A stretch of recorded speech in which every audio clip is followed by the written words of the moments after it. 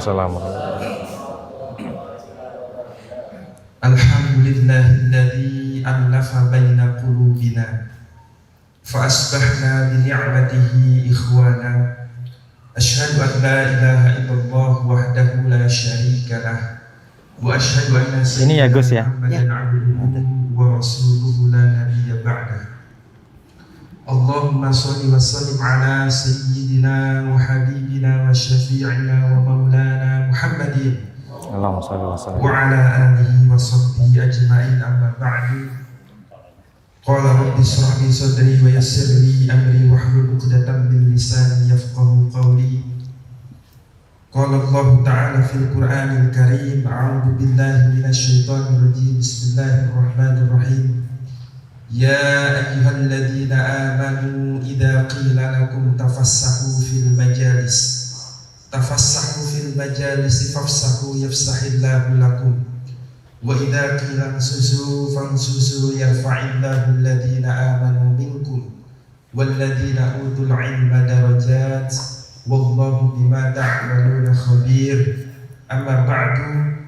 Hadratal mukarramin, para alim ulama, wabil khusus, alhamdulillah pada pagi hari ini telah berada di tengah-tengah kita dalam rangka seminar pendidikan kepemimpinan berbasis pendidikan yang dilaksanakan oleh Komisi Pendidikan Kaderisasi MUI Kabupaten Bogor.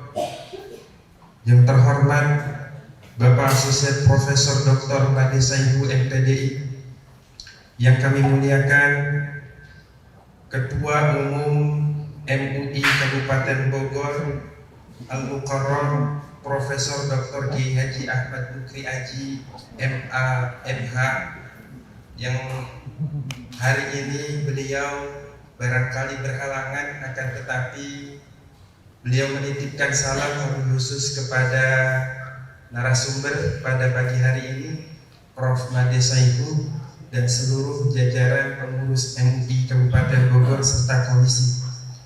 Yang terhormat Ketua Bidang Pendidikan MUI Kabupaten Bogor Al-Mukarram Dr. Saifuddin Mukhtar MA.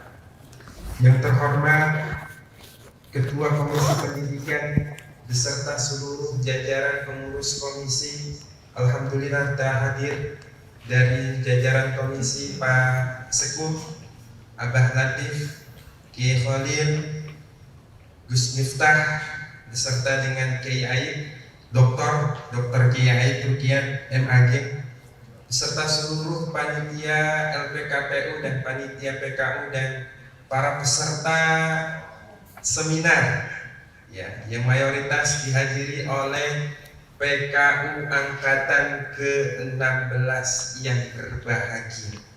Alhamdulillah pada pagi hari ini kita semua diberikan nikmat sehat walafiat, panjang umur, sehingga dapat berkumpul di dalam halaqah yang mulia ini, di tempat yang mulia ini, di Wisma Darmais, dalam rangka melaksanakan seminar nasional. Seminar nasional yang akan kita usung tema pada pagi hari ini adalah kepemimpinan berbasis pendidikan. Alhamdulillah pada pagi hari ini juga kita telah hadir narasumber kita yang sudah insya Allah kelasnya nasional. Sayang apabila para peserta ini tidak mengaktifkan diri untuk memaksimalkan potensi yang digali dari narasumber. Namun oleh sebab itu mari kita buka acara pada pagi hari ini dengan sama-sama membaca Ummul Quran. Juga kita hadiahkan kepada para sesepuh MUI Kabupaten Bogor dan tokoh-tokoh Kabupaten Bogor yang telah berjuang mendirikan dan mengembangkan peradaban di Kabupaten Bogor ini. Mudah-mudahan almarhum almarhumah mendapatkan rahmat dan maghfirah di alam kuburnya. Ada hadirin yang mengikuti majlis shalah wa ila hadratin Nabi Mustafa Rasulullah sallallahu alaihi wasallam bisirul Fatihah. Alhamdulillahirabbil alamin arrahmanir rahim maliki iyyaka na'budu wa iyyaka nasta'in ihdinas siratal mustaqim shiratal ladzina an'amta 'alaihim ghairil maghdubi 'alaihim waladdallin. Bapak narasumber dan seluruh jajaran pengurus MUI Kabupaten Bogor serta peserta PKU. Untuk acara selanjutnya adalah pembacaan ayat suci Al-Quran yang akan disampaikan oleh peserta PKU Angkatan ke-16 Al-Ustadz Agus Faton. Mana? Dipersilakan.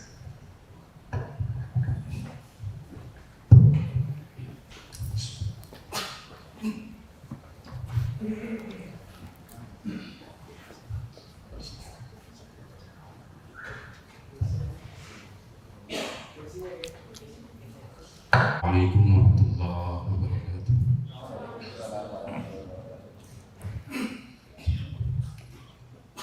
A'udzu billahi minasy syaithanir rajim.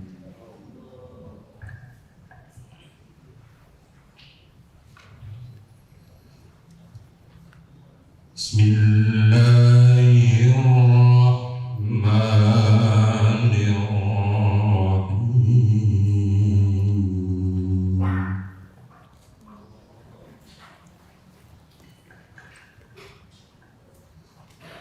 Ya ayyuhalladzina amanu taqullaha wal tanzur nafsum ma qaddamat lighad.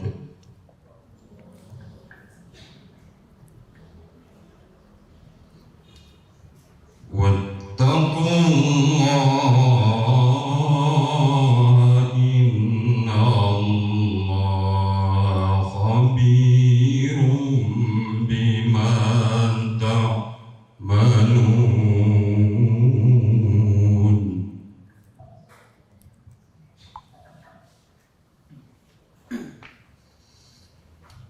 ولا تكونوا كالذين نسوا الله فأنساهم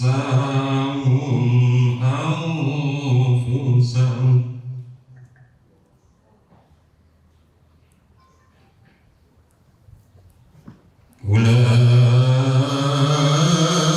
أولئك هم الفاسقون.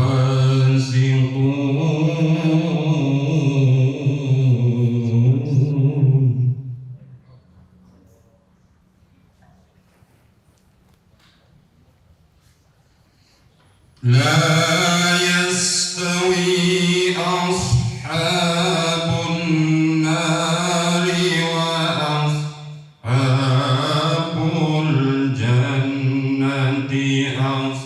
أصحاب الجنة هم الفائزون.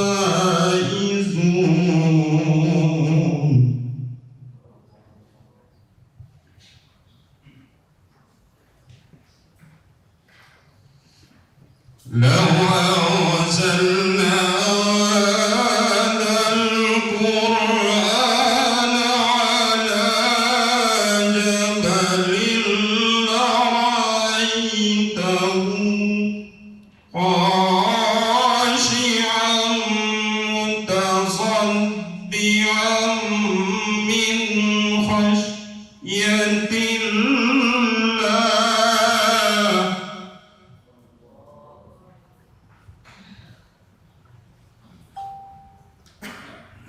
وتلك الأمثال نضربها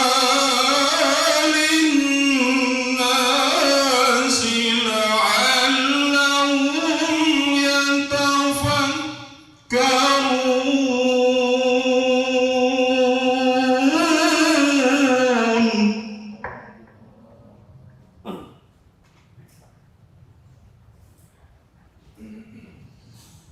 هو الله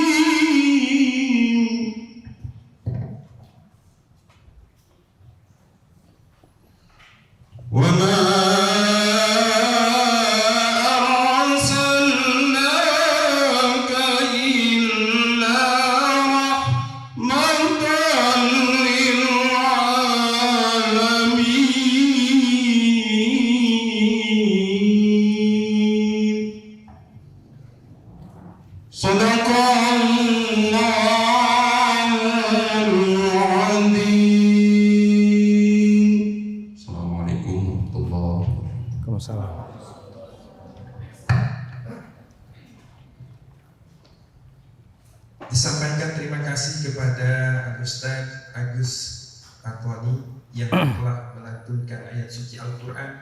Mudah-mudahan kita yang mendengarkan mendapatkan keberkahan daripada Al-Quran Karim. Acara selanjutnya adalah menyanyikan lagu Indonesia Raya. Kepada hadirin dimohon berdiri.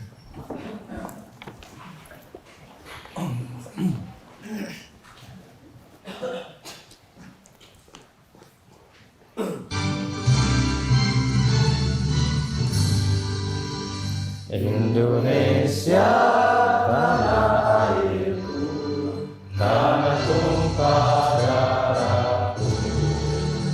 Di sanalah aku berdiri dari panggung hidupku. Indonesia kebangsaanku, bangsa dan tanah airku.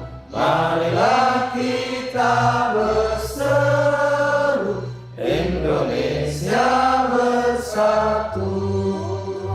Hiduplah tanahku, hiduplah negeriku, bangsaku, rakyatku semuanya. Bangunlah jiwanya, bangunlah badannya untuk Indonesia Raya.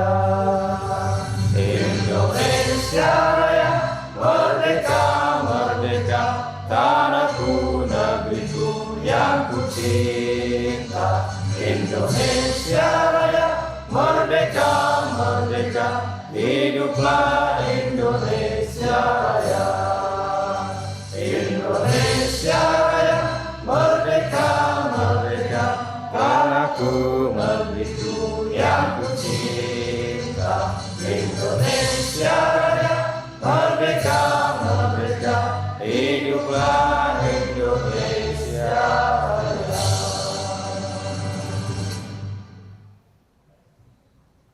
Kepada hadirin disilakan duduk kembali.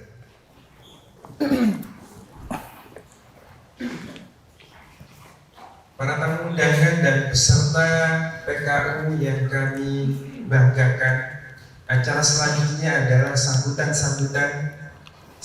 yang pertama akan disampaikan oleh perwakilan dari Komisi Pendidikan dan Kaderisasi MUI Kabupaten Bogor yang akan diwakilkan oleh Bapak Sekretaris Al-Mukarram Kiai Haji Abdul Latif SIP. Disilakan.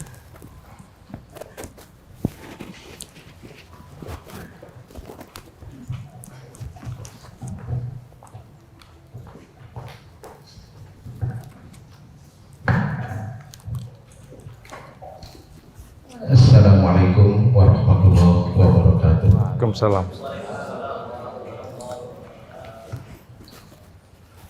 Alhamdulillahilladzi amarna bil jamaah wa nahana 'anil farqah. Asyhadu an la ilaha illallah wa asyhadu anna Muhammadan abduhu wa rasuluh la nabiyya ba'dahu. Amma ba'du. Faqala Allah ta'ala fil Qur'anil Karim, a'udzu billahi minasyaitonir rajim. Bismillahirrahmanirrahim. Yarfa'illahu allazina amanu minkum wallazina utul ilma darajat.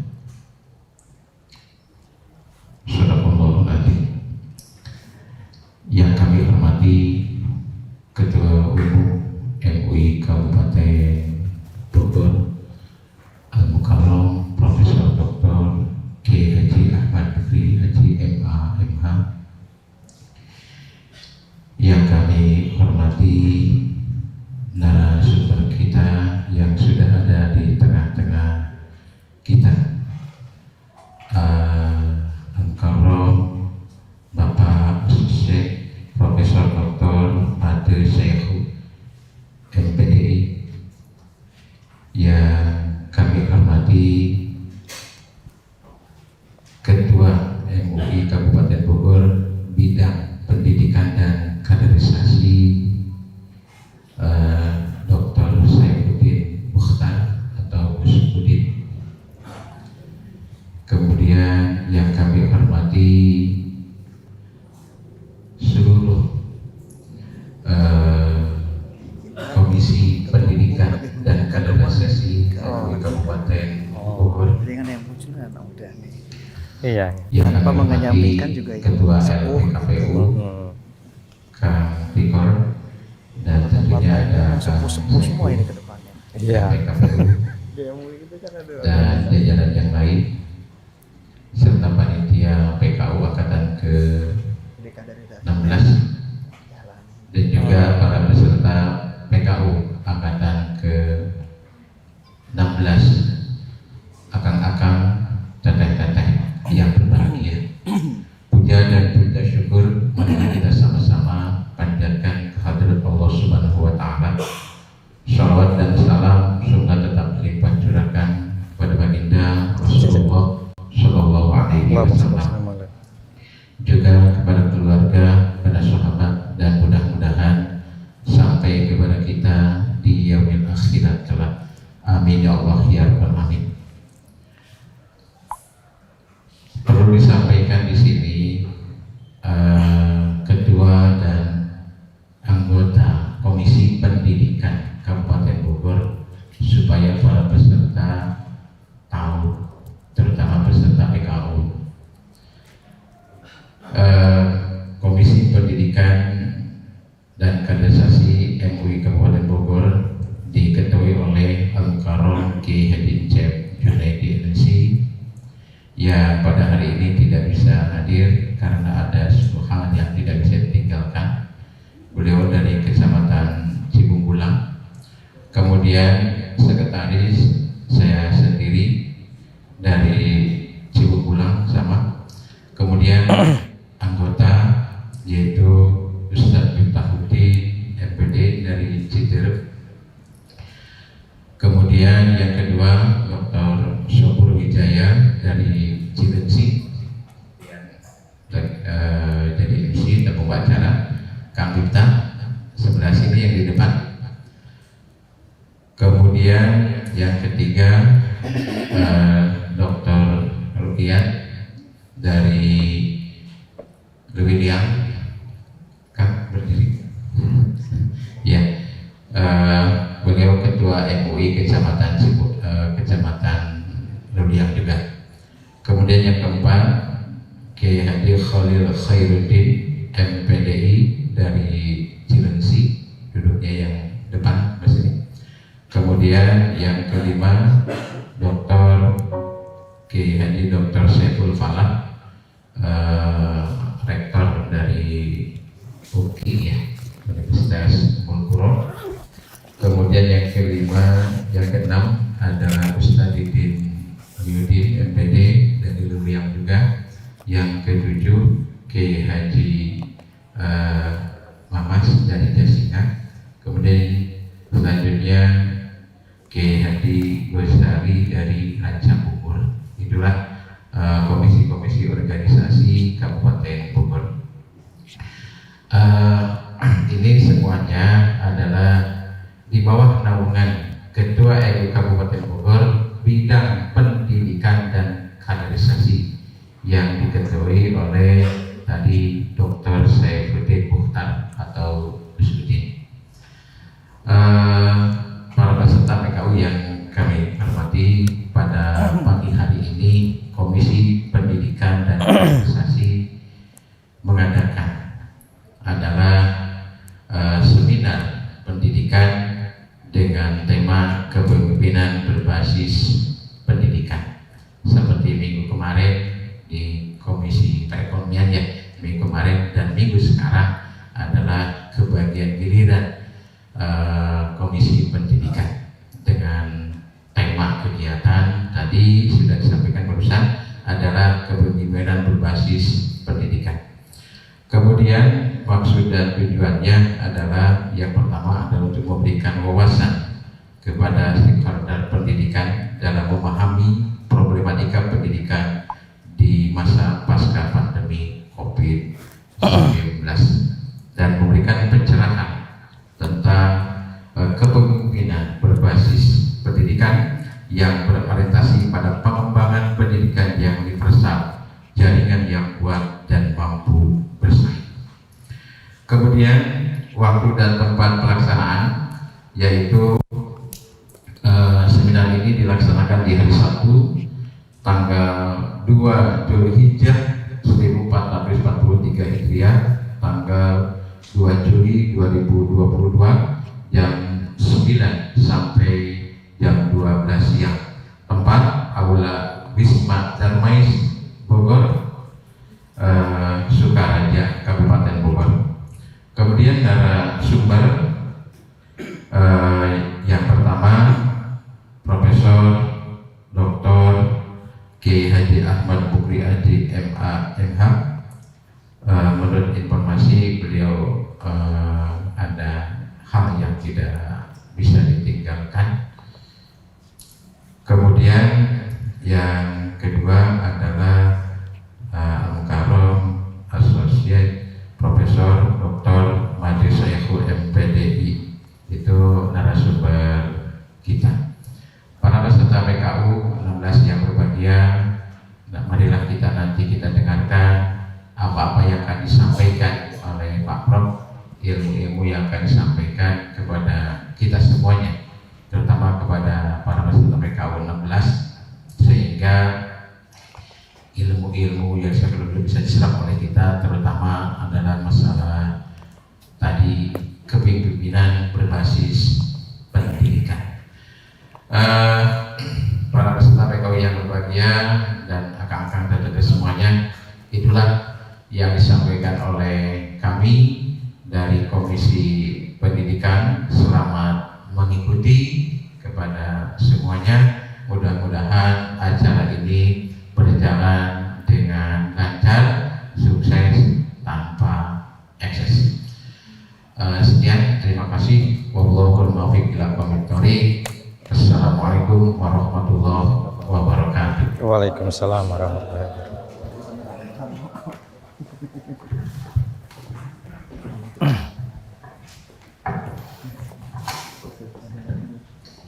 Dihaturkan terima kasih kepada Kiai Haji Abdul Latif SAG yang telah menyampaikan sambutan atas nama Komisi Pendidikan.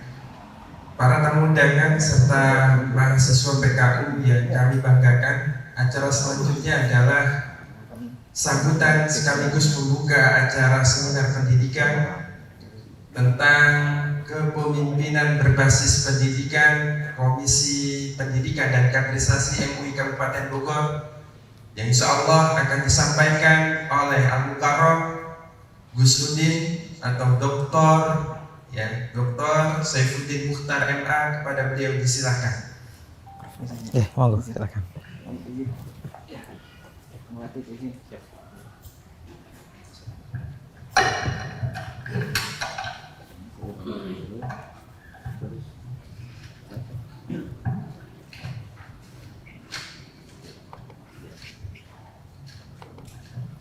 Assalamualaikum warahmatullahi wabarakatuh. Waalaikumsalam. Innal hamdalillah nahmaduhu wa nasta'inuhu wa nastaghfiruh. Amma ba'du. Yang sama-sama kita hormati dan kita muliakan Profesor Dr. Made Saihu, ini jauh-jauh dari Jakarta datang ke sini di hari Sabtu dan tentunya hari keluarganya kepotong, Prof. Terima kasih sudah menyempatkan waktu bersama-sama teman-teman PKU 16, dan ini insya Allah kader-kader yang militan, ini angkatan yang ke-16. Insya Allah ini lengkap dari 40 kecamatan. Jadi sekedar informasi, Bogor ada 40 kecamatan dan teman teman-teman mewakili kecamatan dan mewakili juga organisasi masyarakat dan pondok pesantren. Yang sama-sama kita hormati Ketua Komisi Pendidikan yang diwakili oleh Sekretaris dan seluruh jajaran yang hadir pada kesempatan hari ini. Tentunya juga mudah-mudahan kita doakan Pak Ketua Komisi diberikan kesehatan tentunya. Yang sama-sama kami juga hormati seluruh panitia PKU 16 yang hadir, ada Ketua, Sekretaris dan juga seluruh jajaran panitia PKU 16 yang hadir pada kesempatan hari ini.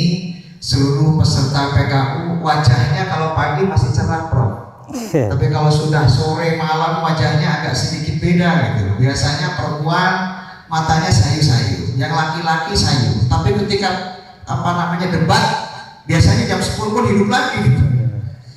Alhamdulillah pada kesempatan yang penuh barokah ini tentunya kita bisa bertemu, dipertemukan dengan guru kita Profesor Made Saihu. Saya lebih senang Kang Sobur, ini Dr. Sobur. Saya perkenalkan Kang Sobur berdiri.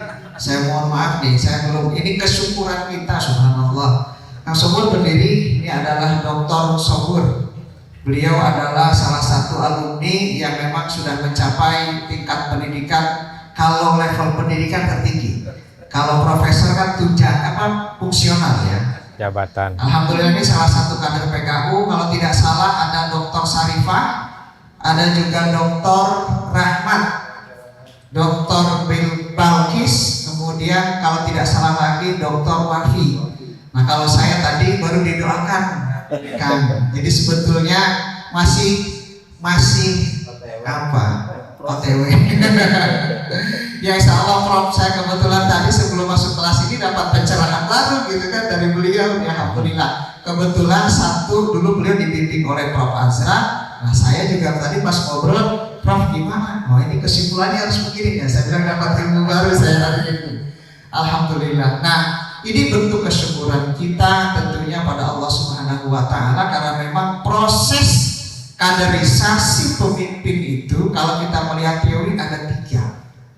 Ada yang pemimpin itu lahir dalam konteks secara genetis, itu yang mengatakan bahwa seorang pemimpin karena bakatnya dia terlahir menjadi seorang pemimpin. Maka teori genetis mengatakan seorang pemimpin yang hebat, yang sukses karena memang dia ada keturunan dan bakat. Tapi juga ada teori lain yang mengatakan bahwa pemimpin harus disiapkan melalui proses pendidikan, melalui proses yang panjang gitu ya. Maka teori ini mengatakan teori sosial. Dan yang ketiga adalah mengatakan teori yang disebut dengan penggabungan dua-duanya, yaitu teori ekologis yang mengatakan faktor genetis penting dan juga faktor sosialnya atau teori sosial ini penting.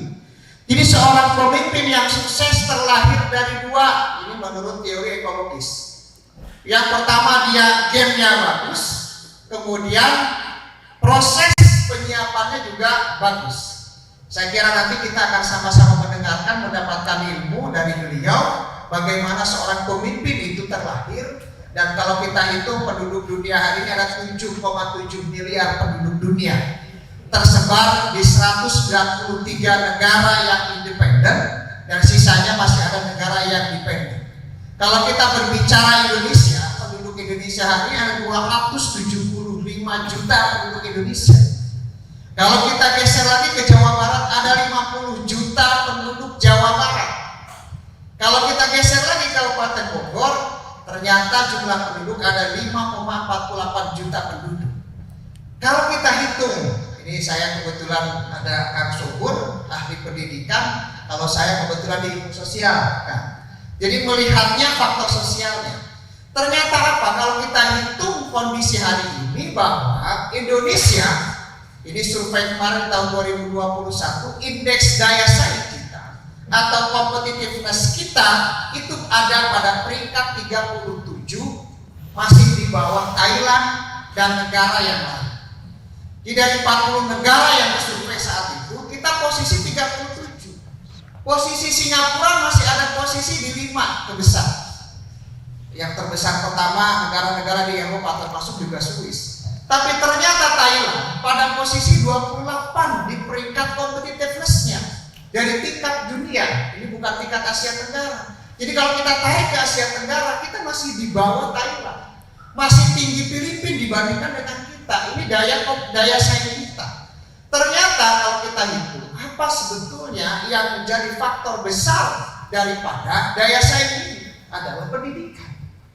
Coba kita lihat, rata-rata lama sekolah kita nasional itu masih di angka 8,54. Masih jauh dari wajar pendidikan. Kalau kita hitung ke Kabupaten Bogor masih di angka 8,31. Jadi ini juga saya kira ada korelasi yang sangat kuat antara pendidikan dan juga indeks daya saing kita di tingkat global yang masih mungkin menjadi catatan berharga bagi kita untuk senantiasa kita perbaiki. Kembali kepada kaitan dengan pemimpin. Tentunya kalau kita berbicara bagaimana pemimpin itu terlahir dari genetis yang sangat kuat. Bagaimana juga pemimpin disiapkan, dan teori yang ketiga adalah teori penggabungan gitu ya, reaksi daripada teori sosial dan teori genetis ini. Saya kira nanti akan dibedah bagaimana seorang pemimpin juga terlahir. Nah, berbicara kaitan dengan kaderisasi di pendidikan ulama ini yang sudah berjalan 15 dan sekarang angkatan ke-16, tentunya harapannya adalah kontribusi kawan-kawan nantinya. Karena pemimpin tidak akan terlahir begitu instan. Seorang pemimpin tidak hanya terlahir dalam konteksnya dia langsung terlahir, tetapi seorang pemimpin dengan proses, seorang pemimpin dengan penugasan, seorang pemimpin penuh terjal yang sangat luar biasa, maka terlahir seorang pemimpin. Saya kira ini adalah bagian penting daripada proses yang dilalui oleh kawan-kawan dan kita semuanya tentunya, sehingga memang harapan besar secara gamblang nanti akan dijelaskan oleh Profesor Saihu kepada kita semuanya tentang kepemimpinan dalam pendidikan ini, sehingga harapan besar dari Ketua Umum dan juga seluruh pengurus Majelis Ulama Indonesia Kabupaten Bogor akan terlahir pemimpin yang akan mengisi nanti di Kabupaten Bogor, Provinsi Jawa Barat, dan juga yang akan mengisi dalam konteks nasional dari PKU 16 ini bisa tercapai, dan itu saya kira merupakan cita-cita kita bersama. Yang kedua tentunya kami juga menyampaikan permohonan maaf Prof dari Profesor Dr. Haji Ahmad Mukri Haji MAMH. Beliau menugaskan saya untuk mewakili pada kesempatan hari ini untuk bersama-sama kita di sini, dan tentunya Pak Saiful juga mohon izin, tadi beliau juga ada kepentingan yang tidak bisa ditinggalkan, tugas yang memang harus dilaksanakan, dan tanpa mengurangi rasa hormat saya mewakili pada kesempatan hari ini. Dan sekali lagi kami haturkan terima kasih Prof. Kehadiran Prof tentunya akan memberikan warna tersendiri untuk teman-teman PKU 16 ini, dan harapannya kami kepada peserta simak dengan baik. Saya kira banyak ilmu-ilmu yang teman-teman juga akan dapatkan dari beliau, dan tentunya untuk bekal teman-teman nanti di masyarakat. Dan sekedar informasi Prof bahwa pendidikan kader ulama ini sudah berjalan ke-16, kemudian teman-teman nanti akan melaksanakan on kampus itu selama 4 bulan dan off kampus itu selama 2 bulan. Dan kebetulan tahun ini adalah tahun transisi dari perubahan dan perbaikan sistem. Mudah-mudahan nanti Prof melalui Kang Subur juga diberikan masukan dan input yang tentunya konstruktif Prof untuk perbaikan proses pendidikan kader ulama ini, karena memang tahun ini kita juga menggunakan LMS ya, Learning Management System, untuk laporan dan juga tugas-tugas yang diberikan kepada teman-teman, sehingga mohon nanti Prof juga memberikan saran dan masukan tentunya untuk kami untuk perbaikan proses pendidikan kader ulama ini. Sekali lagi terima kasih dan mohon maaf tentunya atas jamuannya. Seginilah adanya Majelis Ulama Indonesia Kabupaten Bogor. Tempat ini sudah 16 kali, 15 tahun melahirkan kader PKU, dan ini adalah ke-16. Tempatnya tidak berubah kecuali angkatan ke-12 kalau tidak salah, aktif ya. Angkatan ke-12 tempatnya di MUI. Saat itu karena memang ini dipakai tempat yang tidak bisa kita gunakan. Ini mudah-mudahan teman-teman panitia biasanya ke sini datang reuni. Reuninya reuni bukan reuni disiplin gitu ya, dan menambah ilmu tentunya. Saya kira demikian, dan dengan seizin Pak Ketua Umum tentunya dan juga seizin teman-teman panitia seluruhnya, dan dengan mengucap Bismillahirrahmanirrahim, kegiatan seminar pendidikan kepemimpinan dalam pendidikan Mudah-mudahan Allah senantiasa memberikan keberkahan kita semuanya, dan dengan mengucap Bismillahirrahmanirrahim, maka seminar kepemimpinan dalam pendidikan dengan resmi dibuka. Demikian, terima kasih. Wassalamualaikum warahmatullahi wabarakatuh.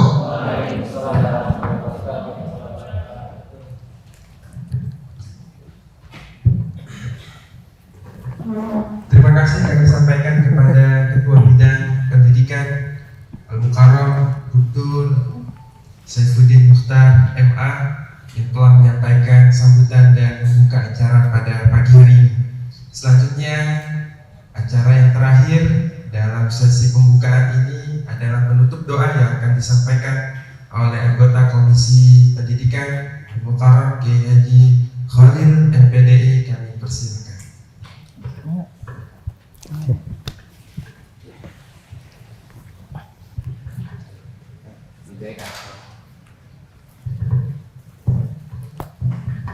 Acara pembukaan seminar pendidikan kepemimpinan berbasis pendidikan telah kita lalui bersama.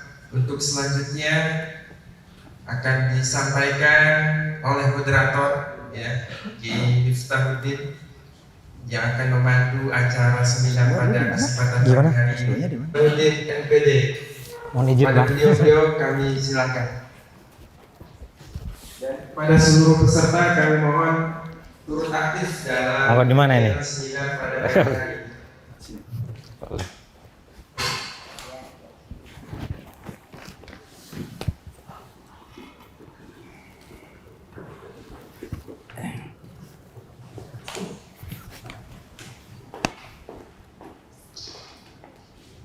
Assalamualaikum warahmatullahi wabarakatuh. Waalaikumsalam. Wah, jam segini masih udah mulai sayu-sayu, makanya kayak kata diskusi tadi. Assalamualaikum warahmatullahi wabarakatuh. Waalaikumsalam. Bismillah, walhamdulillah, wal khairu wa syarru bima syi'atillah, la hawla wa la quwwata illa billah. Rabbi shrah li sadri wa yassir li amri wahlul 'uqdatam min lisani yafqahu qawli. Allahumma shalli 'ala sayyidina Muhammad wa 'ala ali sayyidina Muhammad. Syukur alhamdulillah, di pagi menjelang siang ini kita bisa menghadiri kegiatan seminar kepemimpinan berbasis pendidikan yang dilaksanakan oleh Komisi Pendidikan dan Kaderisasi Majelis Ulama Indonesia Kabupaten Bogor. Yang terhormat Ketua Bidang Pendidikan dan Kaderisasi Majelis Ulama Indonesia Kabupaten Bogor, Al-Mukarram Ustadzul Al-Kiram Dr. Saifuddin Mukhtar MA, atau kita kenal dengan Gus Budi, yang sama-sama kita hormati segenap pengurus Komisi Pendidikan dan Kaderisasi Kabupaten Bogor, Abah Latif, Dr.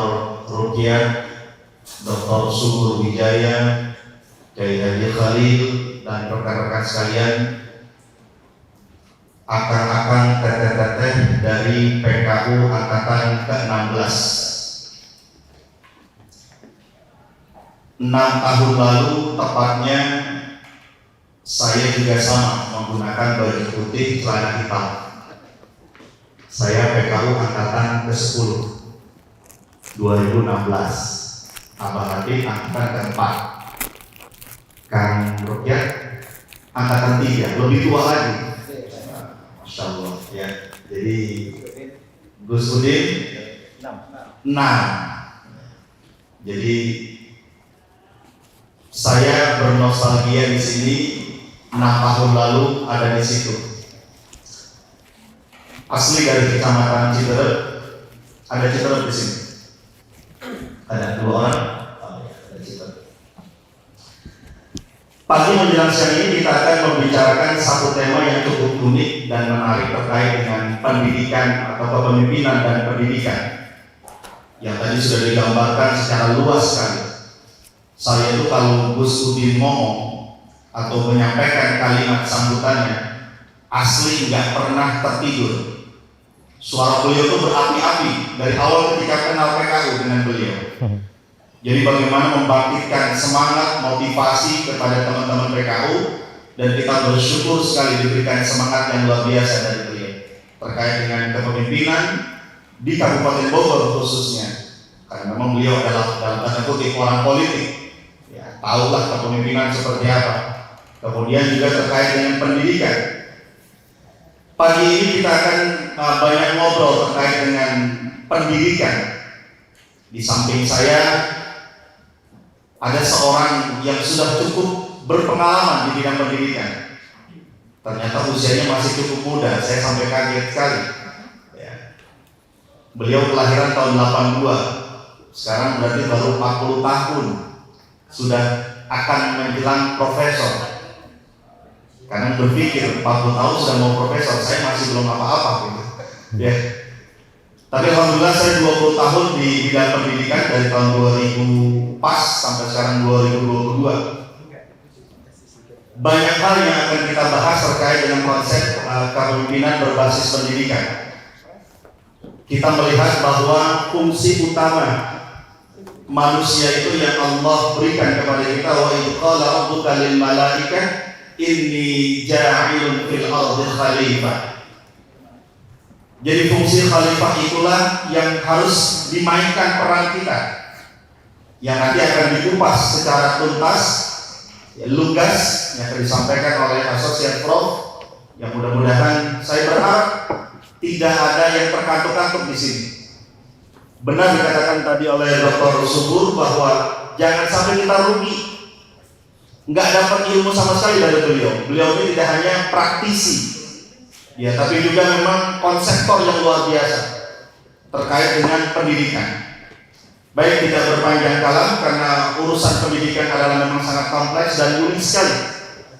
Kompleks karena memang banyak persoalan-persoalan pendidikan, dan tadi dikatakan oleh Gus Udin semuanya bisa diselesaikan dengan masalah pendidikan. Ya. Unik karena memang pendidikan inilah yang menjadi tema sentral kita, bahwa orang tujuan kami dari pendidikan adalah adab dan watak serta martabat bangsa kita. Sesuai dengan hadis Rasulullah, "Adabani Rabbi fa ahsana ta'dibi." Yang nanti kita akan kupas makna pendidikan yang sebenarnya, ada tarbiyah, ada ta'lim, ada ta'dib. Yang mudah-mudahan ini semakin mencerahkan kita.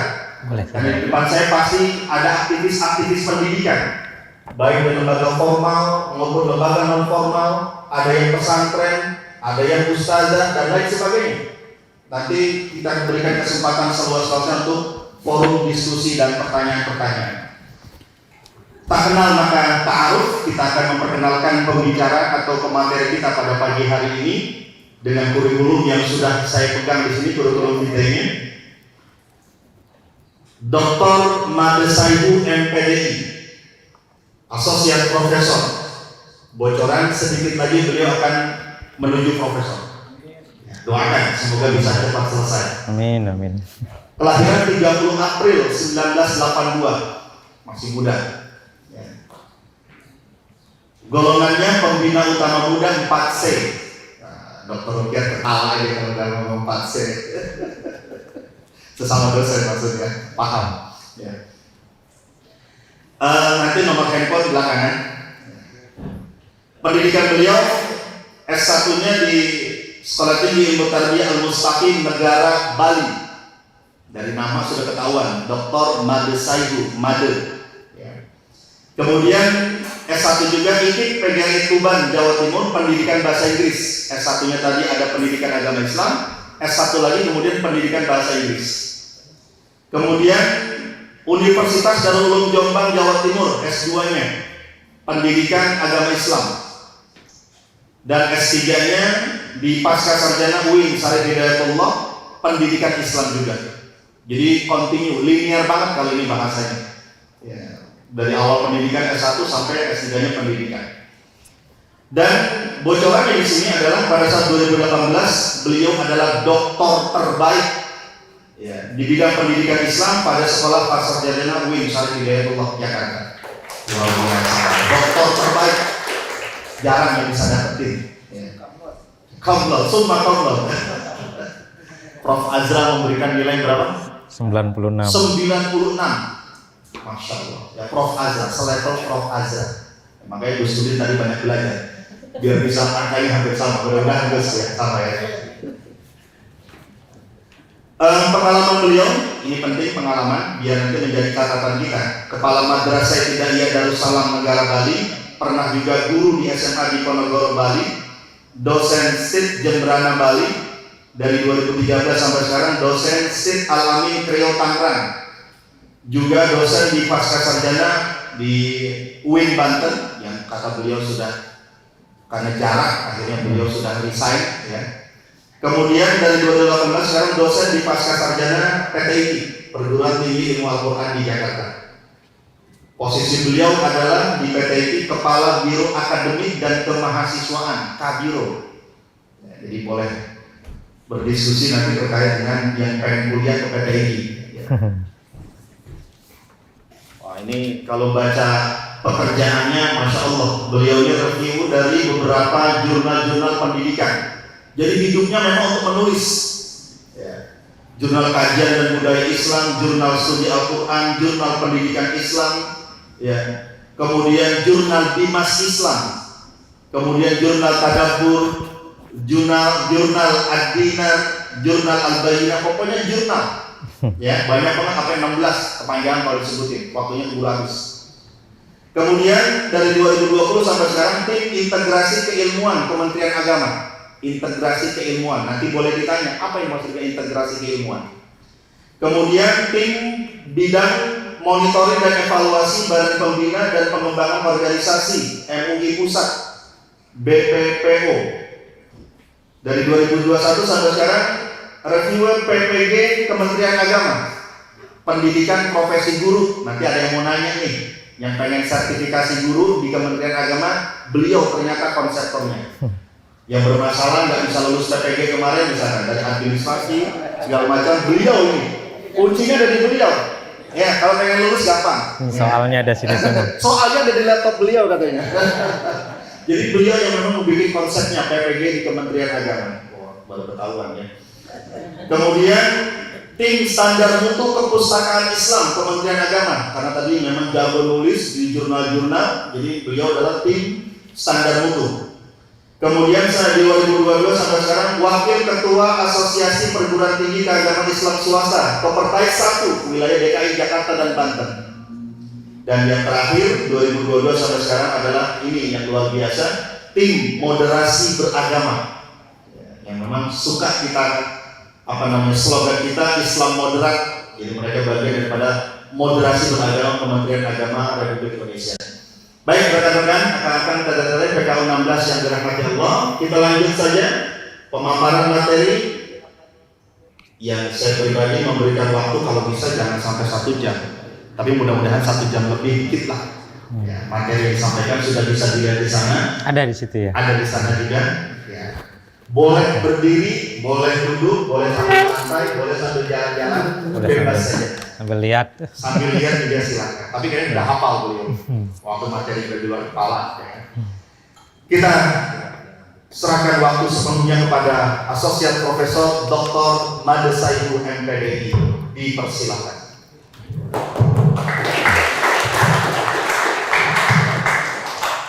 Terima kasih Pak Kiai Miftahuddin SOS MPDI. Jadi saya malu di sini bicaranya karena saya di depan Kiai Pak, di depan santriawan, santriwati, di depan kadar-kadar ulama.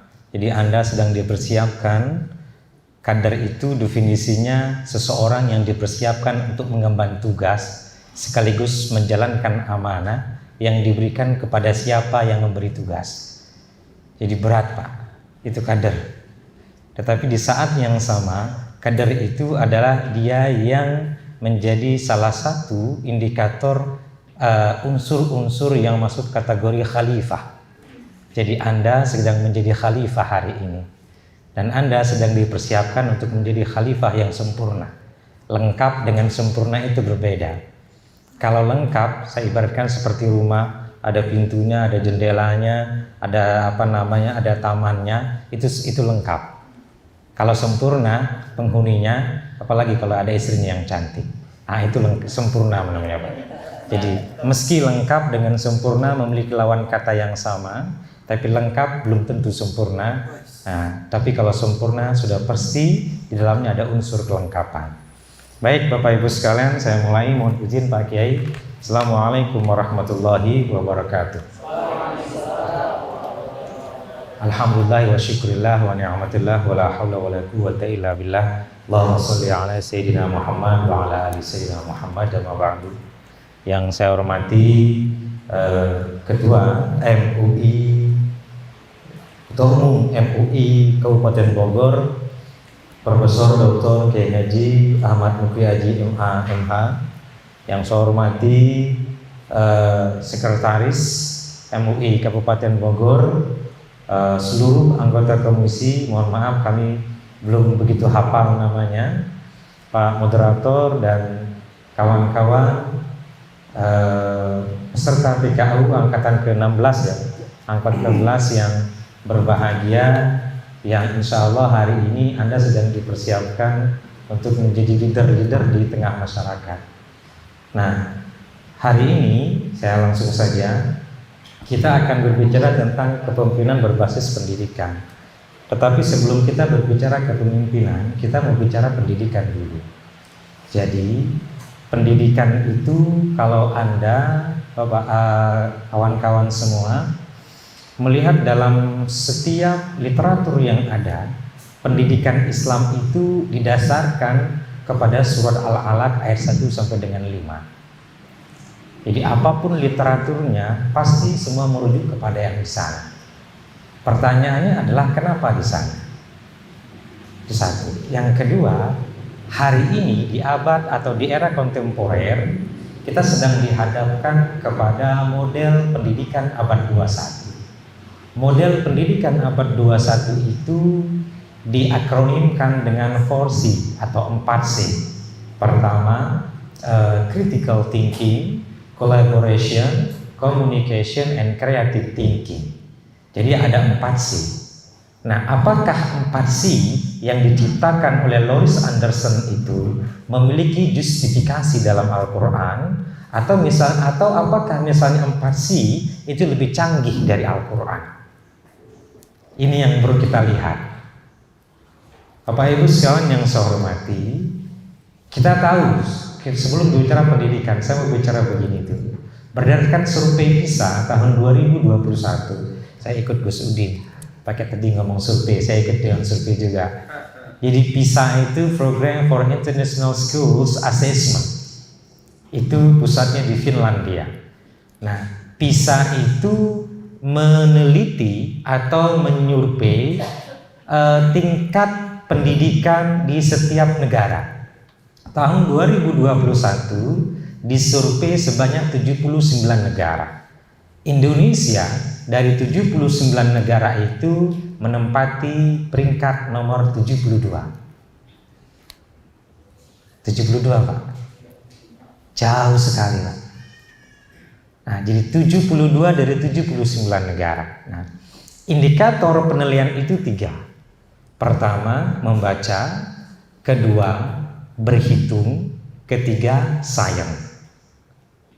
Nah, membaca, berhitung, sayang. Sebelum kita masuk, kita prolog dulu. Nah, banyak kawan-kawan di madrasah hari ini, itu punyanya Kemendikbud Pak, kita kan madrasah itu fikih, usul fikih, ilmu kalam, akidah dan seterusnya. Tidak bisa seperti itu Pak. Karena kita di Indonesia, rumah besarnya itu satu. Rumah besar akademik itu satu. Jadi yang diwadahi oleh Undang-Undang Nomor 20 Tahun 2003 itu madrasah dan sekolah. Undang-undang kita ini di Indonesia, Undang-Undang Pendidikan sudah 4 kali mengalami perubahan. Pertama, Undang-Undang Nomor 4 Tahun 50. Itu. Kemudian dijuntuh di Undang-Undang Nomor 50 tahun 54, berkembang lagi di Undang-Undang Nomor 2 tahun 89, dan terakhir Undang-Undang Nomor 20 tahun 2003. Mungkin Gus Udin, mungkin Kiai Khalil masih ingat ketika masih ada Undang-Undang Nomor 2 tahun 89. Madrasah itu nggak bisa masuk ke SMP. Dulu yang tamatan madrasah itu nggak bisa masuk ke SMP, atau sanawiyah nggak bisa masuk ke yang sanawiyah nggak bisa masuk ke SMA, karena masih acuannya itu. Kenapa? Karena di situ masih tertuang bahasanya madrasah atau sekolah. Gara-gara satu kata memiliki beragam makna. Kalau sekarang nggak pakai atau, tapi pakai dan. Ini kode ya Pak ya. Biasanya yang kalau mati gini kode gitu Pak. Ya. Tadi Pak moderator lupa menyebutkan nomor rekening soalnya. Oke. Baik. Jadi minta maaf ya kawan-kawan, saya tidak pandai kawan-kawan peserta PKU. Saya tidak bisa bikin joke gitu. Jadi kalau ada orang yang insomnia, yang susah tidur, ya kalau ikut kuliah saya dia bisa tidur. Itu. Jadi saya di situ kebermanfaatan saya. Itu salah satu kebermanfaatan saya di situ. Oke. Itu yang paling saya bahagia. Kenapa? Saya bisa memiliki manfaat bisa menidurkan orang. Kira-kira begitu ya Pak ya. Oke. Kita lanjut. Jadi itu rumah besar kita ke madrasah dan sekolah nggak bisa dibedakan Pak. Meski pengelolanya berbeda, tapi rumpun akademiknya satu. Nah, maka dengan demikian Anda yang mahasiswa PKU harus mampu membaca, berhitung, dan sains sekaligus. Nggak bisa dipisahkan. PKU kan memang difungsikan untuk mengatur masyarakat, enggak. Itu pola pikir yang sempit. Jadi yang di madrasah misalnya, saya kan guru SKI, saya guru Al-Quran hadis, saya guru fikih, saya nggak penting itu berhitung, apalagi di akhirat yang ditanyakan bukan akar kuadrat 5 kali berapa, bukan mas muka begitu kan, dan seterusnya. Enggak. Itu salah satu pola pikir yang salah. Jadi Anda mau madrasah ataupun sekolah, apalagi PKU, tetap harus menguasai 3 ini. Jadi membaca, berhitung, menulis. Nah, dari 3 ini saya simpulkan Anda yang PKU hari ini dan mulai start hari ini harus bisa memahami pertama literasi, kedua numerasi, dan yang antara literasi dan numerasi itu dibungkus dengan religiosity. Jadi ini pesan moralnya untuk mahasiswa PKU. Jadi harus optimal di bidang literasinya, optimal di numerasinya, kemudian dibungkus dalam setiap aktivitas literasi dan numerasi itu dengan religiosity. Kira-kira begitu ya. Bisa dipahami ya kawan-kawan ya. Jadi ini yang tekankan. Sehingga dengan demikian antara output dari madrasah ataupun sekolah tidak ada perbedaan.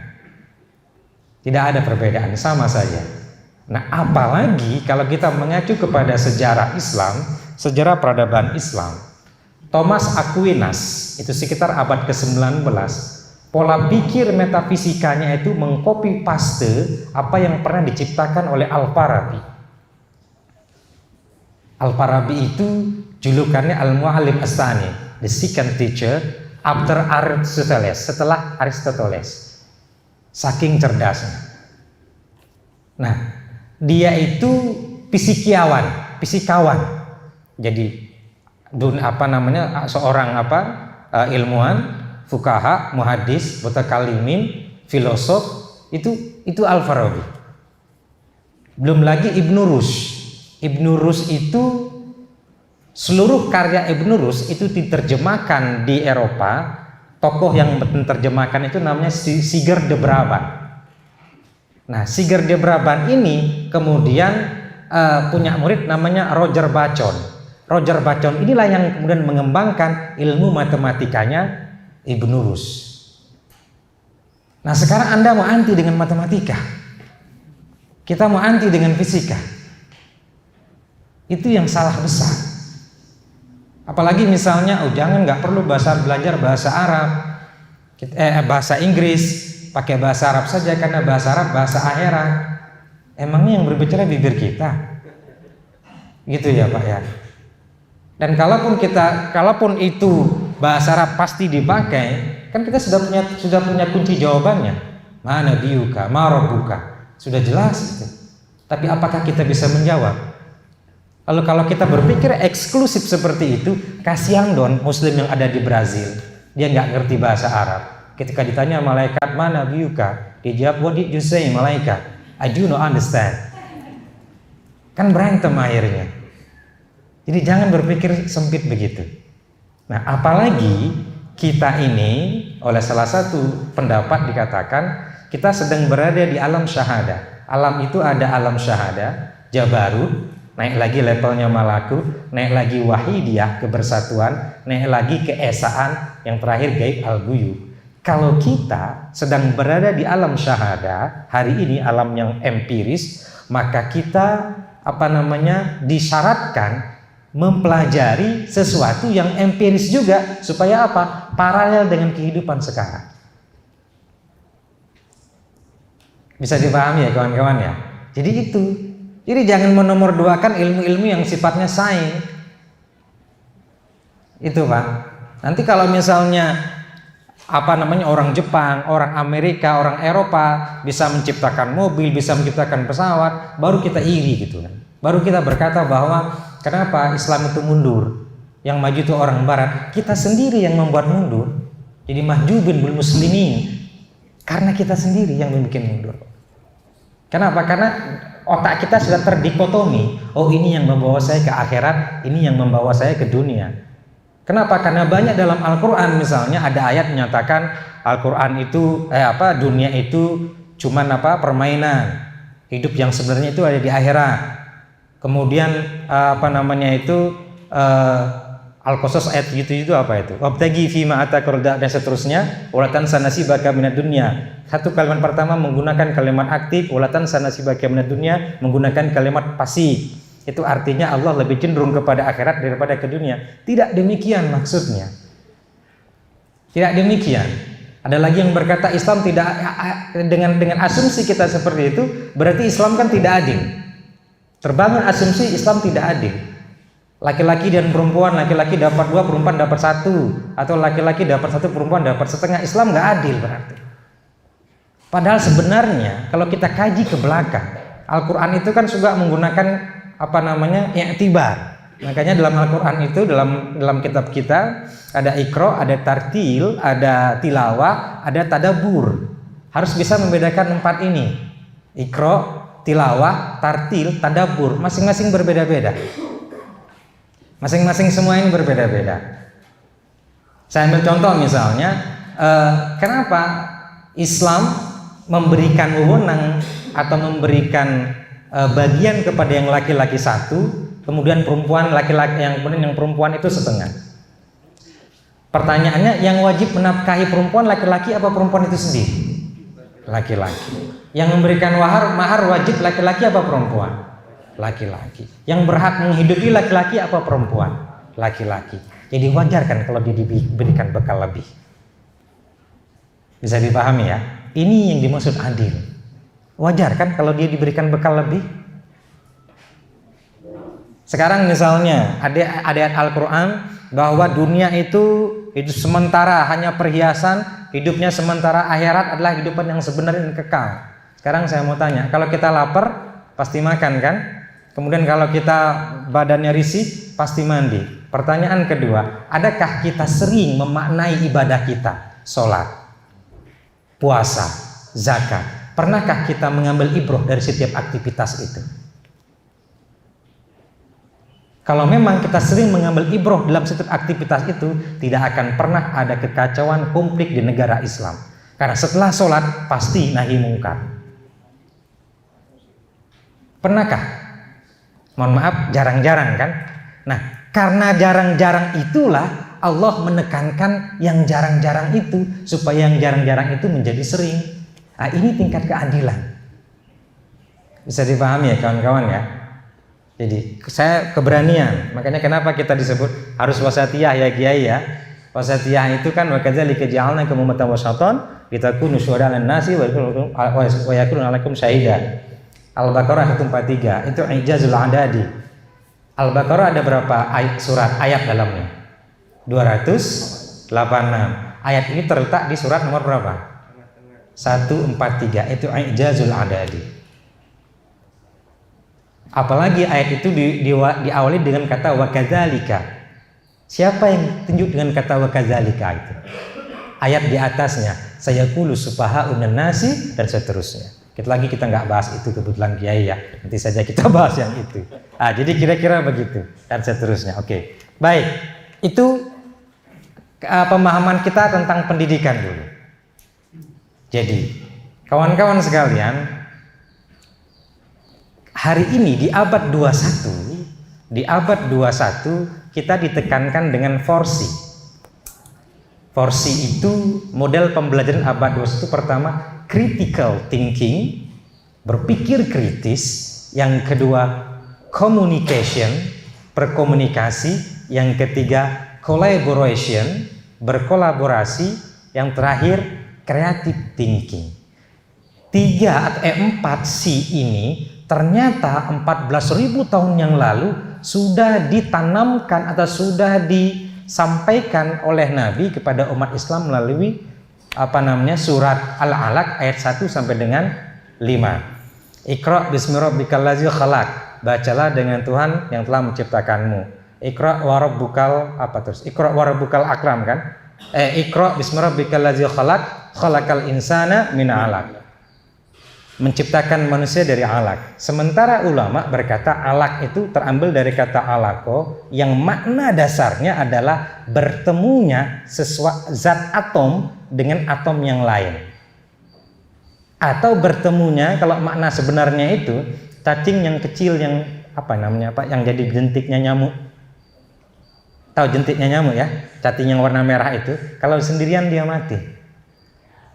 Jadi dia mesti ada temannya. Kalau sendirian dia mati. Makanya Anda kalau melihat jentik-jentik nyamuk di kamar mandi itu, pasti dia ada 2, ada 3 atau banyak. Kalau sendirian dia mati. Jadi kesendirian itu menyakitkan. Maka jangan pernah sendiri gitu ya. Kira-kira begitu ya. Jadi kesendirian itu menyakitkan. Kira-kira begitu. Apa sih yang kurang dari Nabi Adam itu di surga? Itu kan nggak ada yang kurang. Tapi prinsipnya Nabi Adam itu ya, ternyata kesendirian itu menyakitkan. Kira-kira begitu. Saya tidak pandai berkata-kata indah ya. Jadi saya memang ditugaskan untuk bisa menciptakan keindahan. Kira-kira, tapi kalau kata-kata yang indah saya nggak bisa. Nah, jadi itu alaq. Nah, ketika alaq ini bertemu, nah ini yang dimaksud Gus Udin oleh tafsir ilmi itu dikatakan proses kolaborasi, proses komunikasi. Kalau sudah dia kolaborasi, kalau dia sudah komunikasi, maka Iqra wa rabbukal akram, dia bisa menghasilkan sesuatu yang tinggi nilainya. Itu Pak, tafsir ilminya itu begitu. Jadi, you tidak akan bisa menghasilkan sesuatu yang bernilai tinggi jika tidak melakukan 2 C ini, kolaborasi, komunikasi. Tidak ada yang bisa menciptakan satu by alone. Jadi dia butuh bantuan orang lain. Nah, ketika dia bisa menghasilkan itu yang dimaksud dengan creative thinking yang sifatnya akram tadi, Pak. Jadi proses atau 4C itu ternyata diafirmasi oleh Al-Qur'an ayat surah Al-Alaq ayat 1 sampai dengan 5. Ayat keempat, allazi 'allamal insana bil qalam. Atau 'allamal insana bil qalam. Dia mengajarkan manusia dengan kalam. Kalam itu makna dasarnya sesuatu yang runcing. Satu, yang kedua sesuatu yang dihasilkan dari yang runcing, tulisan kan, atau buku atau kitab. Jadi 'allamal insana allazi 'allama bil qalam, yang mengajarkan manusia dengan tulisan, dengan bahan bacaan. Nah, manusia bisa mengetahui sesuatu melalui ilmu perolehan. Ini maksudnya proses belajar seperti kita hari ini. Nah, ayat kelima, allazi, apa ayat kelimanya Kiai? Allamal insana nama lam ya'lam. Tidak disebutkan sarananya. Ada nggak di situ? Allamal insana ma lam ya'lam. Tidak pakai sarana. Tapi Allah mengajarkan manusia dari tidak tahu menjadi tahu. Nah, inilah yang oleh Sayyidina Ali, ilmu itu dikatakan memiliki dua jenis. Ada satu ilmu perolehan dari tafsir ayat keempat surah Al-Baqarah, yang kedua ilmu perolehan, yang kedua tafsir ayat kelima surat Al-Alaq ini namanya ilmu ladunni atau ilmu potensial. Jadi ilmu perolehan dan ilmu potensial ini dalam kurung laduni itu dijustifikasi oleh surah Al-Alaq ayat 4 dan 5. Itu Pak. Jadi bukan gak ada ilmu laduni itu Pak. Imam Syafi'i ketika menulis kitab Al-Um beberapa kali mengalami kesulitan. Apa yang dilakukan? Sholat. Ba'da sholat kok bisa lanjut nulis? Itu Pak. Belum lagi Ibnu Arabi ketika menulis kitab Fususul Hikam, dia berkata, Anda Syekh menulis surat ini kepada siapa? Oh, saya nanya sama Nabi. Coba bayangkan, nanya sama Nabi, gimana caranya? Nabi di abad pertama Hijrah, dia berada di abad ke-10 Hijriah. Itu Pak. Bisa dipahami ya? Jadi kita yang muslim mempunyai dua ilmu. Mereka punya satu ilmu. Lebih unggul mana? Kita Pak. Tapi sayangnya kita belum memahami itu. Saya maksudnya, bukan Anda. Gitu ya, bisa dipahami ya, itu pengantarnya. Pengantarnya Jalaman. Oke, kira-kira sekarang lanjut ya Pak ya. Kita bahas ini, Kang Subur ya. 3 misi given manusia. Kawan-kawan sekalian yang saya hormati, kita ini diciptakan Allah membawa 3 misi. Misi pertama itu misi untuk beribadah. Itu misi utama. Saya coba membagi saja supaya sederhana, supaya bisa dipetakan dalam kerangka berpikir ilmiah. Pertama, misi yang utama itu misi beribadah. Kan wa ma khalaqtul jinna wal insa illa liya'budun. Misi yang kedua itu misi fungsional sebagai seorang khalifah. Itu Al-Baqarah ayat 30, kawan-kawan sudah pasti tahu semua. Apalagi pakai peci semua. Nah, saya ini nggak berani ngomong ayat Pak Kiai karena nggak pakai peci gitu.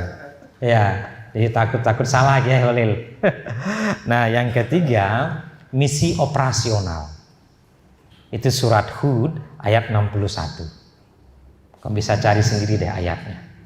Jadi setiap kita membawa 3 misi given dari Allah. Misi utama untuk beribadah. Nah, misi kedua itu misi fungsional sebagai seorang khalifah. Nah, misi yang ketiga misi operasional sebagai pemakmur bumi. Ini misi 3 kita yang diberikan untuk Allah kepada kita.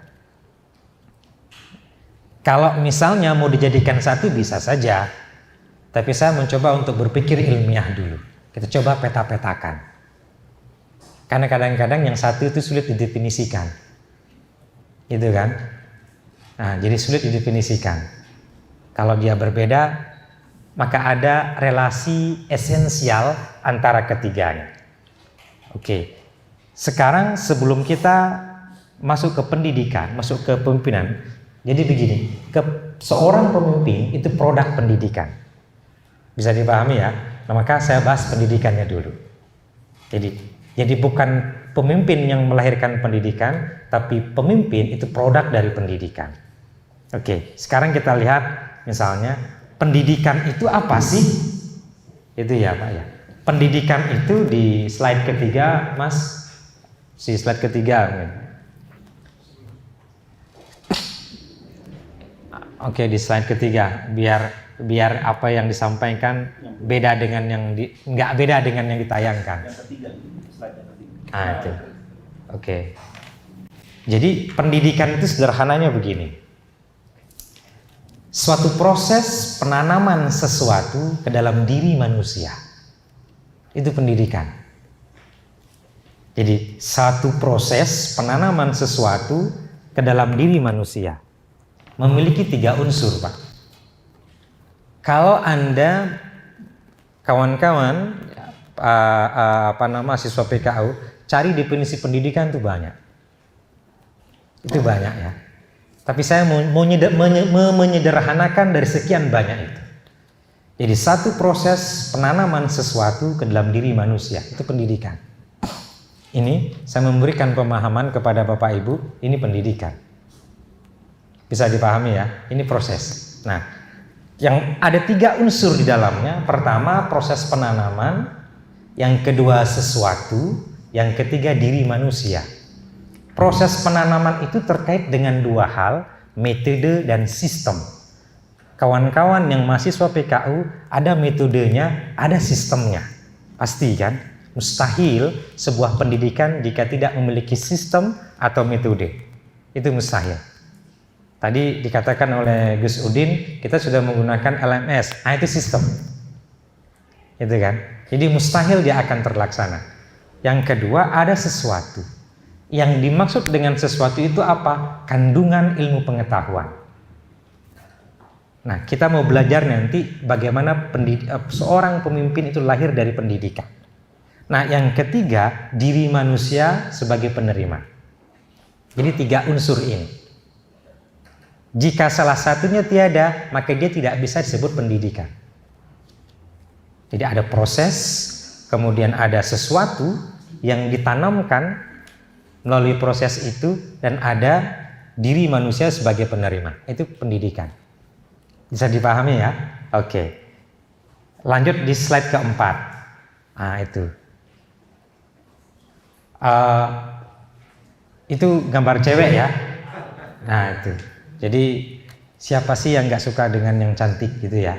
Oke. Maka karena ini salah satu trik saya buat agar nggak ngantuk gitu. Karena saya emang nggak bisa bikin kawan-kawan itu seneng gitu. Saya membosankan orangnya Pak. Itu saya membosankan gitu. Oke. Jadi yang cantik begitu itu dijulukinya al-hayawanun natik. Itu bukan namanya Pak. Itu. Nggak tahu ini orang Cilengsi Ustaz. Saya nggak tahu ya. Ini orang Cilengsi apa orang mana saya nggak paham ya. Ya. Itu, tapi sepertinya orang Cilengsi lihat pipinya. Al-hayawanun natik wan nafsun natiqah. Nah, manusia itu kita ambil kesimpulan sementara binatang rasional. Jadi al-hayawanun natik, yang bisa berpikir. Natik itu sama dengan nut, itu asal katanya berarti pembicaraan. Jadi manusia yang dari pembicaraannya dia bisa dimengerti dan dapat mengerti. Itu maksudnya. Jadi kalau kita berbicara tentang misalnya binatang rasional, maka mau tidak mau kita berbicara nalar. Itu saya sebutkan. Di barat, Kiai, itu dibedakan antara nalar dengan otak. Jadi akal sendiri, nalar sendiri. Intelek sendiri, akal sendiri. Tetapi dalam peradaban Islam tidak dibedakan. Jadi begini, kita mengenalkan ada berapa kecerdasan. 3 kecerdasan ya, kawan-kawan ya. Ada pertama apa? Kecerdasan intelektual. Yang kedua, emosional. Yang ketiga, spiritual. Oke. Kecerdasan intelektual itu pertama kali diciptakan namanya William Stone pada tahun 1912. Kemudian dilanjutkan oleh Francis Galton 1948. Kemudian dilanjutkan lagi namanya oleh Albert Beinert. Kecerdasan intelektual inilah yang seperti dikatakan oleh Gus Udin, itu turunan. Hasil penelitiannya itu turunan. Kalau bapak ibu yang cerdas, anaknya cerdas. Itu kata Albert Beinert.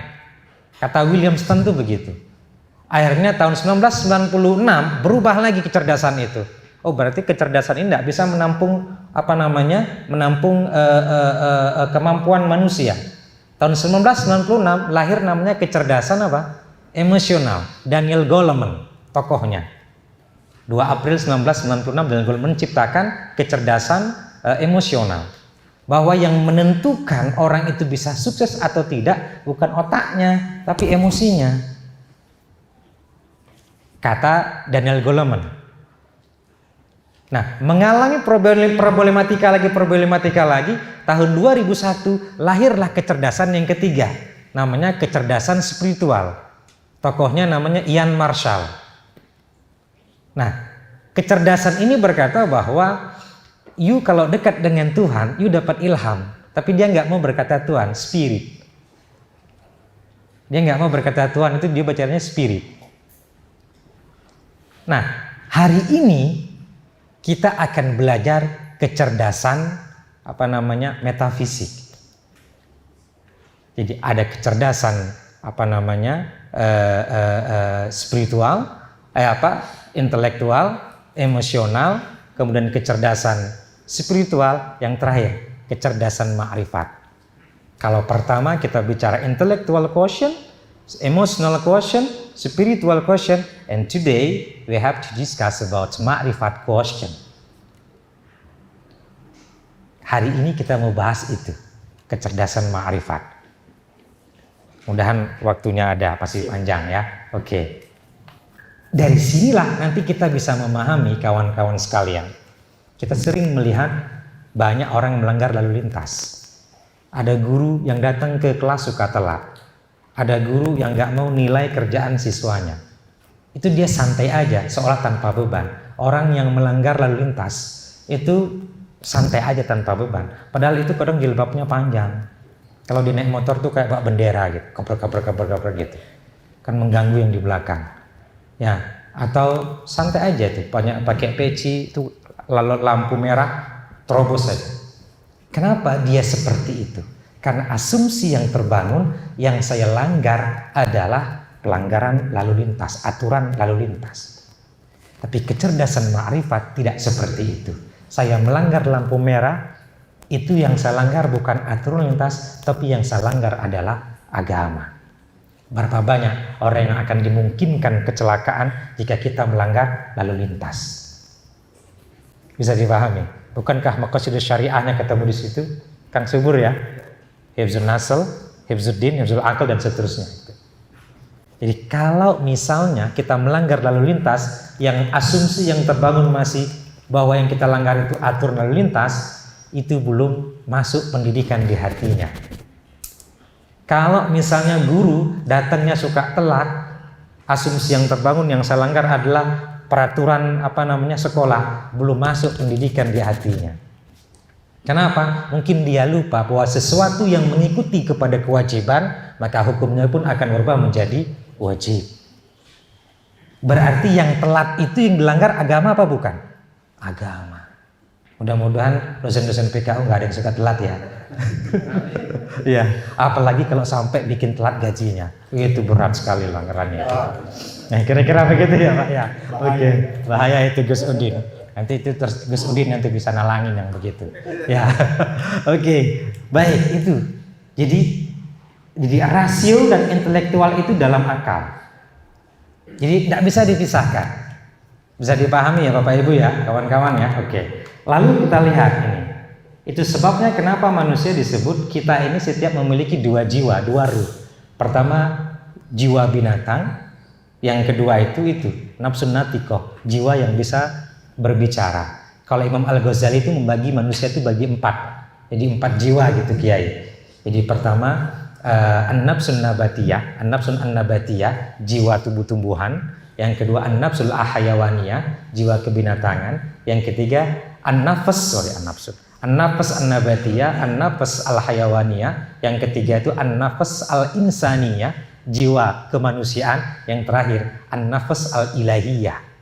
Kalau sudah pada level an-nafas al-ilahiyah, itulah baru orang itu pernah dianggap mengenyam pendidikan, kata Ibnu Sina. Jadi kalau masih an-nafas an-nabatiyah itu menyerap, Pak. Bisanya menyerap saja. Kayak tumbuhan itu kan menyerap saja. Nah, dan an-nafas dan tumbuhan itu ada tumbuhan pasilan ya, yang darinya tumbuhan aslinya itu bisa rusak. Jadi ada orang yang begitu. Nah, itu jiwanya masih jiwa an-nafas an-nabatiyah kata Ibnu Sina. Nah, yang naik lagi levelnya jiwa binatang, jiwa manusia, dan jiwa Tuhan. Nah, kita mau bicara di situ. Sekarang kalau kita berbicara akal, maka selanjutnya akal itu kan kalau kita pahami, kalau kita cari mana makna di Mu'zam itu kan satu sifat dalam yang mengikat dan menyimpulkan objek-objek dengan menggunakan sarana kata-kata. Itu akal. Jadi pengetahuan itu diikat oleh akal sehingga dia tidak lepas. Kawan-kawan sekalian, Anda sering, mungkin saya juga sering baca buku, sekali baca mengerti, tapi ketika misalnya nggak baca lagi lupa gitu. Saya baca buku, ingat saya, tapi ketika buku saya tutup, lupa lagi apa yang saya baca. Sering gitu kan? Nah, karena Anda ikroknya cuma sekali. Ikrok itu harus 2 kali. Itu dia sebabnya kalau alat ikrok itu ada 2. Ikrok pertama itu men-scan, ikrok kedua membaca apa yang di-scan. Itu kira-kira ya. Nah, jadi makanya kenapa surah Al-Alaq itu ada 2 ikrok. Jadi ikrok pertama itu men-scan pengetahuan. Ikrok yang kedua membaca apa yang di-scan tadi. Makanya kenapa misalnya kiai, ustadz itu mengajar, itu aja kitabnya. Tapi hari ini dia bahasnya bab toharo, keterangannya seperti ini. Minggu depan bab tohara, keterangannya sudah beda. Tapi babnya sama. Kira-kira begitu ya. Karena ada proses peresapan pengetahuan. Kira-kira begitu. Nah, itu akal. Nah, akal itu menjadi padanan dari kalb. Itu kan di situ ada. Di kalb itu hati. Satu alat pencerapan pengertian ruhaniah yang darinya diri rasional. Itu hati. Jadi hati dan akal itu tidak bisa dipisahkan. Kalau kata Ibnu Rus, kebenaran yang satu tidak mungkin bertentangan dengan kebenaran yang lain. Itu Pak. Jadi manusia itu begitu pada dasarnya. Jadi memiliki 5 potensi dasar manusia itu. Yang siapapun diapa-apain aja, manusia itu pada dasarnya baik. Jadi kalau ada yang berkata manusia itu seperti kertas putih, saya nggak setuju. Gitu. Teori tabula rasa itu keren enggak. Kita bukan kertas putih, kita sudah punya bekal. Sudah punya bekal rohani. Wa iz akhadha rabbuka min bani adama min zuhurihim dan seterusnya itu, Al-A'raf ayat 172 itu, kita sudah bisa menjawab ketika Tuhan bertanya, alastu birabbikum? Qalu bala syahidna. Kita sudah punya bekal. Jadi it is not about a blind paper. Kita bukan kertas yang kosong. Salah kalau ada yang beranggapan kita kertas kosong. Ya, oke. Jadi akal dan kalb itu satu seakar kata, satu padanan, bukan seakar kata, memiliki padanan yang sama. Jadi kita bukan kertas kotor, bukan kertas kosong. Apa itu bunyi surah An-Nahl ayat 76 atau 76?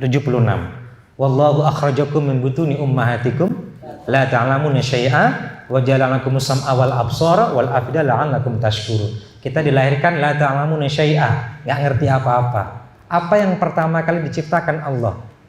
Sama.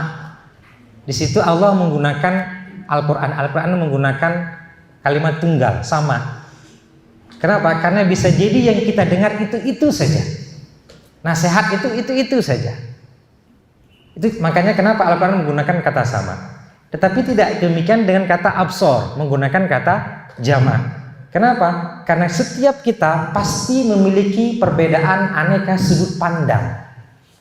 Beda-beda cara menilai orang. Itu orang cantik. Kalau menurut saya itu yang cantik pipinya. Oh, kata Gus Udin bukan pipinya, kakinya. Kata Gus Miftah bukan kakinya, jarinya panjang-panjang. Misalnya begitu. Beda-beda mendefinisikannya. Itu absor. Ya, beda-beda. Nah, kemudian wal afidah. Afidah itu kan artinya banyak. Dia bisa berarti akal, bisa berarti hati. Dia jamak dari kata fuad. Ya, kan hati kita ini ada berapa tingkatan? Ada 8 tingkatan, ada 7 tingkatan kan?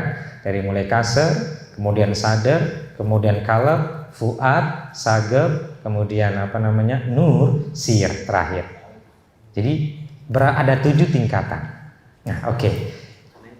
Kita ini kawan-kawan sekalian tidak bisa, kita mau sekarang menjadi bagaimana cara kita bersyukur. Kawan-kawan yang ada di sini ini sudah masuk kategori hamba yang syakur. Karena la'allakum tashkurun, kata syakara itu makna dasarnya jika dilihat di beberapa mu'jam itu berarti menghargai.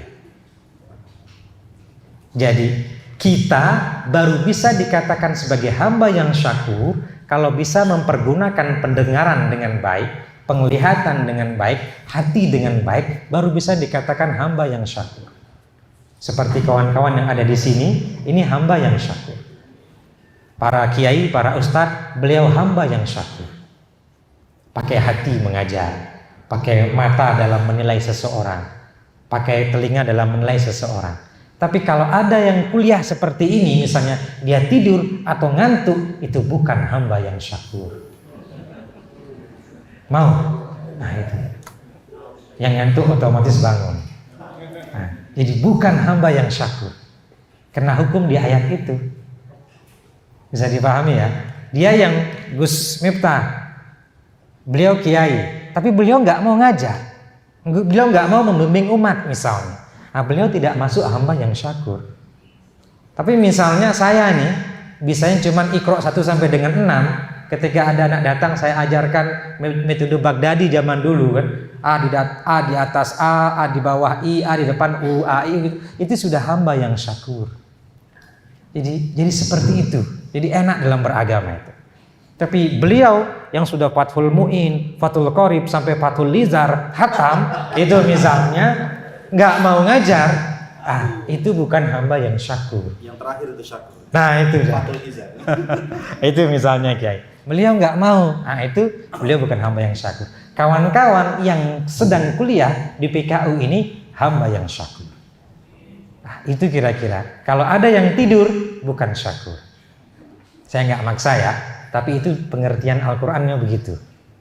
Jadi kalau ada misalnya ketika ada kita kuliah, kita bicara di depan, atau kita mengajar, lalu tidur gitu, itu bukan hamba yang syakur. Nah, jadi makanya kenapa, mohon maaf sekali, saya kalau ada nih, saya sering ikut kuliah, itu saya HP off, semua off, rata-rata semua saya off kan, kecuali ini laptop saya nyalakan karena sedang mengikuti ini. Itu misalnya. Nah,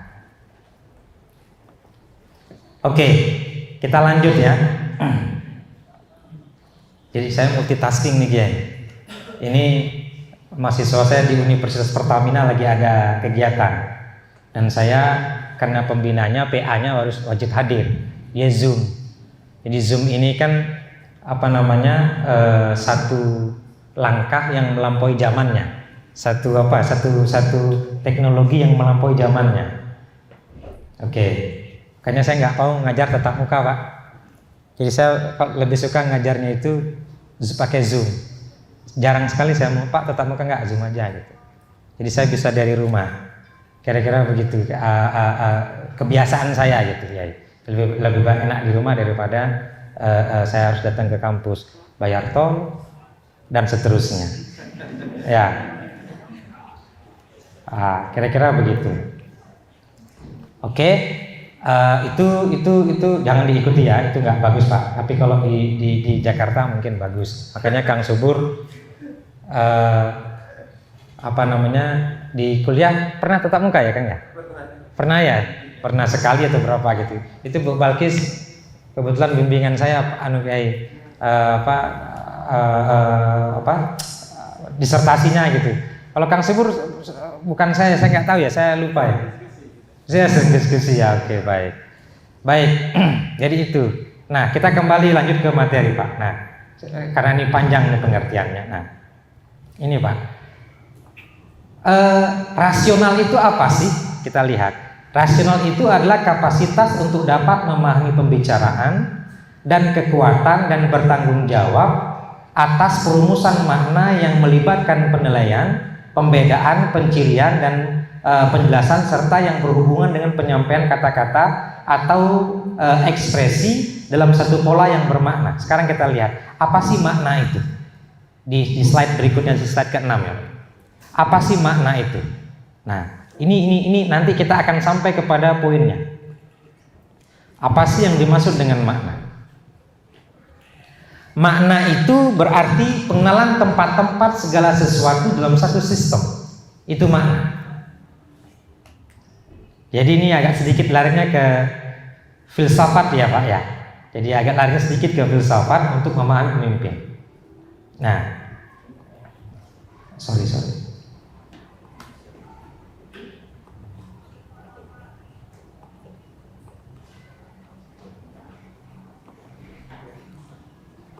Sudah, Pak. Jadi makna itu begini.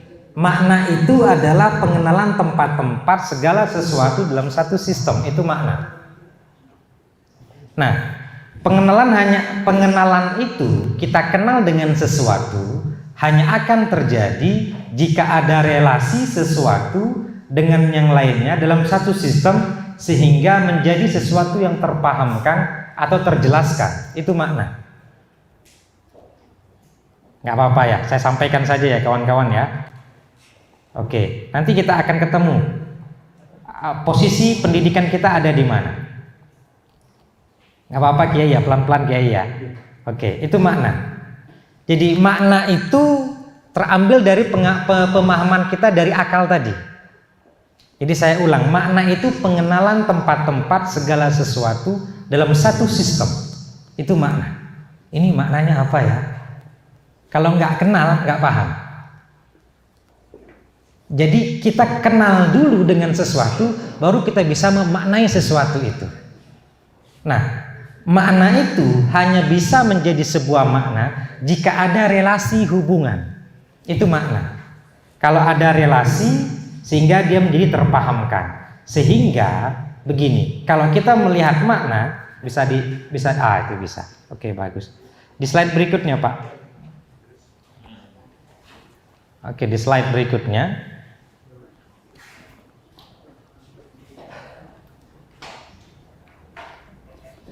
Oke, di slide berikutnya, Pak. Oke. Ini makna. Pak Kiai, Pak kawan-kawan sekalian, ini makna. Kalau yang pertama itu proses dan sistem. Sekarang kita menuju kedua. Menuju kedua itu kandungan. Apa sih yang mau kita bahas? Kandungan apa sih yang mau kita sampaikan kepada anak didik kita? Pertanyaannya adalah, kandungan itu yang dimaksud dengan kandungan adalah ilmu pengetahuan. Lalu apa sih ilmu pengetahuan itu? Kan begitu kan? Nah, ilmu pengetahuan itu adalah usulun nafsi ila makna syai'a, usulu maknan au suratis syai' fin nafsi. Jadi ilmu pengetahuan itu adalah kedatangan makna sesuatu atau suatu objek pengetahuan di dalam jiwa. Ini agak larinya sedikit ke filsafat atau tasawuf ya, Gus Udin. Karena kita tidak akan bisa filosofi is the mother of the science. Jadi tasawuf atau filosof adalah nahu dan sorofnya pengetahuan. Kira-kira begitu. Sedikit kita bicara ini. Jadi makna itu adalah husulu maknan au suratus syai'. Ilmu pengetahuan itu adalah husulu maknan au suratus syai' fin nafsi. Kedatangan makna sesuatu atau sesuatu objek pengetahuan dalam jiwa. Nah, ini kode juga ini. itu ilmu pengetahuan. Nah, lalu posisi jiwa sebagai penerima itu berarti usulun nafsi ila makna syai', sampainya jiwa pada makna sesuatu atau sesuatu objek pengetahuan. Itu Pak, ini makna. Jadi agak berat Pak kajian kita hari ini Pak. Jadi saya ulang, makna apakah yang dimaksud dengan ilmu pengetahuan itu? Kalau sederhananya begini Mbak, belajar itu proses mencari. Apa yang kita dapat itu ilmu. Itu sederhananya ya. Saya mau belajar apa atau apapun bentuknya. Belajar itu proses mencari, to find something, menemukan sesuatu. Nah, something you get, sesuatu yang kita dapatkan, that's belong to the knowledge. Itu ilmu pengetahuan. Nah, tetapi kita mencoba mengkaji lebih dalam lagi ilmu pengetahuan dalam agama kita, dalam perspektif filsafat Islam. Apa sih yang dimaksud dengan makna? Jadi pengetahuan itu adalah proses penanaman makna dalam diri manusia. Pendidikan itu proses penanaman makna dalam diri manusia, sehingga nanti kita ketemu Pak, ketemu nanti aktivitas kita ini menjadi tadi ada bani robi fa asana ta'dibi, nanti akan kesana lari ini. Nah, jadi yang dimaksud dengan ilmu pengetahuan itu adalah husulu maknan au suratu syai' fin nafsi, sampainya segala sesuatu kepada jiwa. Apapun itu namanya pengetahuan. Nah, jiwa yang menerima itu namanya wusulun nafsi ila makna syai'. Oke. Lalu yang menjadi sumber pengetahuan itu, kita yakin bahwa sumber pengetahuan itu berpusat dari Al-Qur'an. Tidak ada sumber pengetahuan yang di luar Al-Qur'an. Semua berpusat dari Al-Qur'an. Oke. Karena sudah semua berpusat dari Al-Qur'an, kita lihat apa sih yang dimaksud dengan Al-Qur'an itu. Sederhananya itu begitu, itu kalimat saya.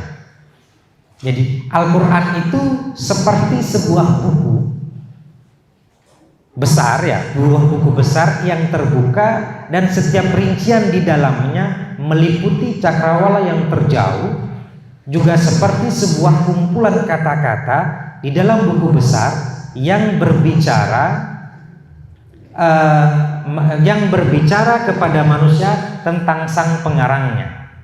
Sebentar ya Pak ya.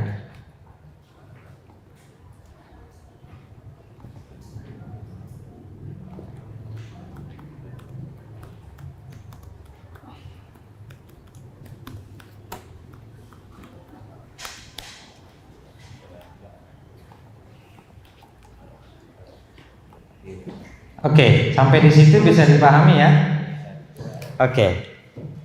Jadi Al-Qur'an itu sumber pengetahuan atau sebuah buku besar yang terbuka dan setiap rincian di dalamnya meliputi cakrawala yang terjauh, juga seperti sebuah kumpulan kata-kata di dalam sebuah buku besar yang berbicara kepada manusia tentang siapa sang pengarangnya.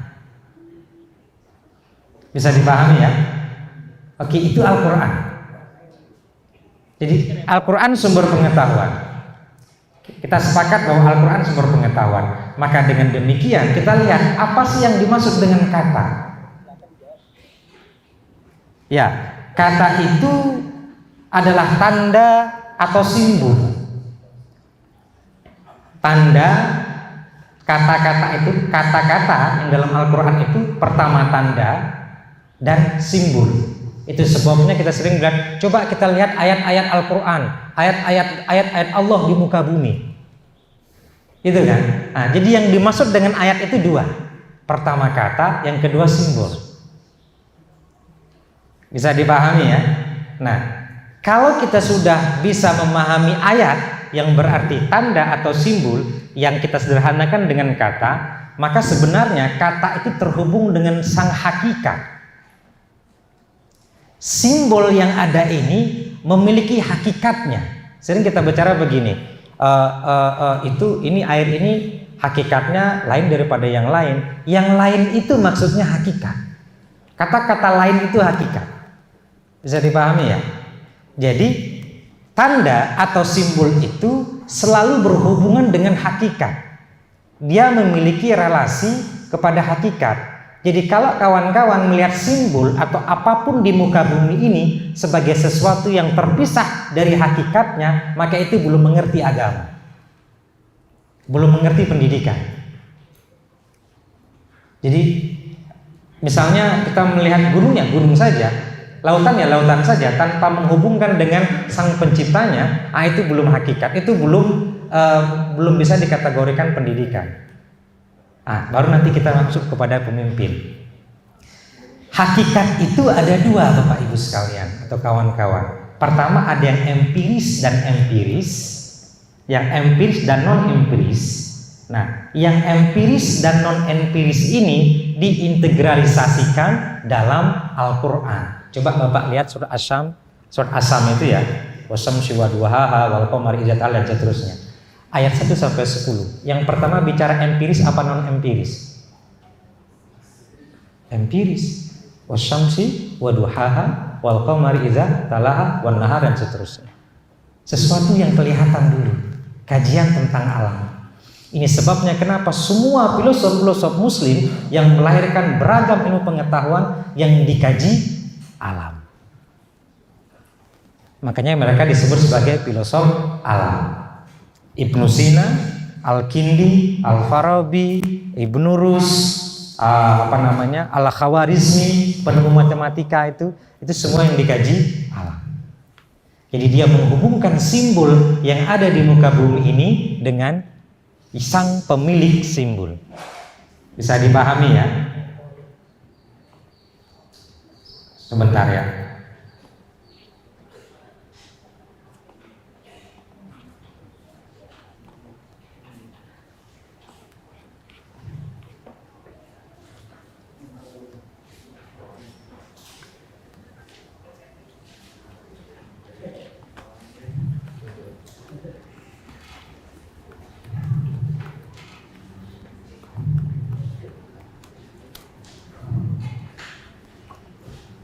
Oke, sampai di sini bisa dipahami kawan-kawan ya? Oke, kita lanjut. Nih, lalu apakah pengenalan saja sudah cukup? Slide berikutnya, Pak. Oke, pengenalan saja cukup? Belum, Pak. Jadi ilmu pengetahuan itu, apakah pengenalan saja sudah cukup? Belum. Jadi dia butuh satu yang lain. Sesuatu yang lain itu adalah pengakuan. Jadi pengenalan yang benar itu harus diikuti dengan pengakuan. Anda kenal dengan simbol, Anda mengenali simbol, Anda mengenali kata-kata. Tapi jika tidak mengakui bahwa kata-kata atau simbol itu berhubungan dengan hakikat, itu bukan pendidikan. Bisa dipahami ya? Nanti akan melahirkan sebuah pemimpin yang tadi dikatakan oleh Gus Udin, pemimpin yang berkarakter. Gitu kira-kira Pak. Jadi memang begini kawan-kawan situasi kalau kita lagi kuliah ya. Ya, sering begini itu biasa. Apalagi ntar kalau misalnya saya tanya kepada Gus Miftah, Gus lagi berapa menit lagi Gus Miftah jawabnya 5 menit lagi. Biasanya tuh begitu. Ya. Jadi saya biasa selalu berkata, nanti kalau saya tanya jawab 3 menit ya. Saya ngomongnya begitu dengan moderatornya gitu. Karena itu biasa begitu. Oke. Jadi bisa dilihat di slide. Jadi pengenalan yang benar harus diikuti dengan pengakuan, karena jika tidak, pengenalan itu akan sia-sia. Pengakuan sebagaimana juga pengenalan berkenaan dengan manusia dan menjadikan manusia itu cocok dengan persyaratan tempat-tempat yang tepat dan benar dari segala sesuatu dan peristiwa. Jadi sesuatu di dalam pengetahuan yang jika tidak ditanamkan tidak akan membuat pengajaran dan proses pembelajaran sebagai suatu pendidikan. Artinya kita kenal dengan pengetahuan saja, tapi tidak mengakui bahwa ini pengetahuan ini berasal dari Tuhan atau memiliki hakikatnya sendiri, maka kita belum masuk kategori orang yang sedang belajar. Seperti saya katakan tadi, kalau kita melanggar lalu lintas atau guru misalnya yang datangnya telat, asumsi yang terbangun bahwa saya sedang melanggar pelaturan sekolah saja tanpa melanggar dia yang punya hakikat, berarti dia belum mengerti substansi dari pendidikan itu. Bisa dipahami ya? Jadi nanti kita akan ketemu apakah terminologi pendidikan itu yang benar tarbiyah, takdib apa taklim. Masih panjang ini Mbak. Gitu. Karena hasil dari ketiga ini, jadi pendidikan dari 3T ini hasilnya beda-beda. Yang dari takdib hasilnya beda, yang mengedepankan tarbiyah hasilnya beda, yang taklim hasilnya beda. Tapi yang diinginkan oleh PKU itu yang takdib. Gitu Pak. Kira-kira gitu ya. Nah, kita lihat lagi sekarang. Apa berikutnya? Karena ilmu itu datangnya dari Tuhan, jadi sesuatu dalam ilmu itu kemudian menjadi sesuatu yang ada dalam ilmu, kemudian menjadi pendidikan. Pendidikan itu berisi pengenalan dan pengakuan tentang apa? Tentang Tuhan sebagai zat yang ada di dalam tatanan wujud, penciptaan, dan keberadaan. Artinya apa?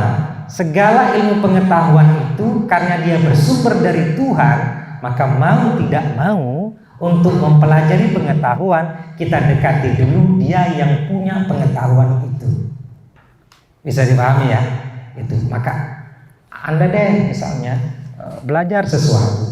Saya sering gitu pengalaman nulis gitu, aduh nggak bisa saya, wudhu gitu, diem gitu saya di kamar mandi lama, gitu, keluar itu jadi satu paragraf, itu sering saya begitu. Saya nggak tahu, nah gitu kira-kira Pak. Itu. Jadi apa ya? Kita kan komunikasi ada dua, ada komunikasi internal, interpersonal, ada komunikasi intrapersonal. Komunikasi intrapersonal saya dengan Anda. Interpersonal saya dengan Anda. Kalau komunikasi intrapersonal, kita berkomunikasi kepada diri sendiri yang biasanya sering dilakukan di dua tempat. Satu di tempat tidur, satu lagi di kamar mandi. Itu Pak. Jadi Anda tahu band Wali itu ya? Itu yang sering bikin lagunya itu namanya Apoy, yang gitaris itu. Itu kalau setiap bikin bikin lirik itu di kamar mandi. Bikin lirik itu di kamar mandi. Jadi dia lama-lama di kamar mandi itu, baru dia bikin lirik. Nah itu Pak, di kamar mandi dia. Nah di situ lengkap, ada kamar mandinya juga bagus, namanya artis ya. Nah kalau kita kan kamar mandinya ada kebuka, nggak kebuka, lumut di mana-mana gitu kan, odol di mana-mana. Di situ ada celana siapa, di sini anduk siapa gitu kan. Ada biasanya di kamar mandi sandalnya kuning tapi talinya merah gitu kan. Nah kadang-kadang itu kita begitu. Nah kalau dia kan nggak begitu. Oke, ini kita.